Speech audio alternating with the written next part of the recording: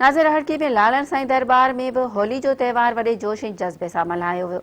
उन हवाले सां ॾिसूं था ज़हीर सुमरो जी हीअ रिपोर्ट। हिन वक्त मौजूद आहियूं राड़की साईं लालन साईं ते होली जो जेको त्योहार आहे वॾे जोश ऐं जज़्बे सां मल्हायो पियो वञे। असां सां गॾु हिन वक्त जेका नंढा नंढा ॿार ऐं नौजवान ॻाल्हाइनि अचो वधीक उन्हनि सां ॻाल्हि ॿोल कंदासीं।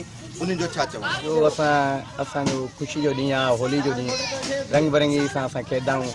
अहिड़े तरीक़े सां मल्हायो वेंदो आहे। असां मल्हाईंदा आहियूं या ईद जो ॾियारो जेका असांजो पिराज भगत हुयो न, उहो मतिलबु की हिकिड़ी बान मतिलबु वेठो हुयो।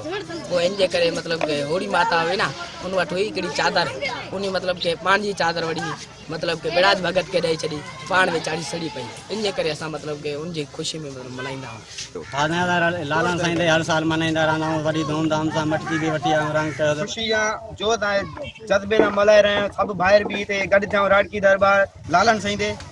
हाणे सभु ॿाहिरि माना खड़ा आहिनि। मटकी जो बि प्रोग्राम असां कयो आहे। हाणे ॾाढी मौज मस्ती करूं था। रंग जो त्योहार श्री कृष्ण भगवान के दौर में माना ये स्टार्टिंग थियो। उन पोइ माना पहिरें फर्स्ट माना श्री कृष्ण भगवान होली मल्हाई। उन बाद में जेको रंगोली माना उतू माना स्टार्टिंग थियो ऐं ज़बरदस्त खूब तरीक़े सां मल्हाईंदा आहियूं। ॾाढो राड़की लालन साईं दरबार ते वेठा आहियूं, हर साल होली मल्हाईंदा आहियूं। हिन साल बि धूमधाम सां होली मल्हाईंदासीं। असां मुबारक ॾींदासीं, वाधायूं ॾींदासीं।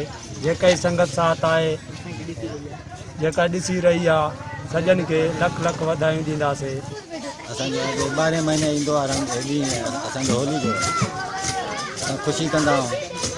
जी बिल्कुलु हितां जा जेका हिंदू भाइर हुया उन्हनि जूं ॻाल्हियूं ॿुधियूं, उन्हनि जो चवणु इहो त हीअ साल ईद जो जेको ॾियारो आहे असां वॾे जोश ऐं जज़्बे सां मल्हाईंदा आहियूं ऐं अॻिते बि जेको आहे सुठे नमूने सां मल्हाईंदा रहंदासीं। हीअ जेको ऐं उन्हनि हिंदू तोड़े मुस्लमान भाइरनि खे बि इहे जेको आहे होली जूं वाधायूं पेश कयूं। कैमरामैन टीम सां गॾु ज़हीर सुमरो।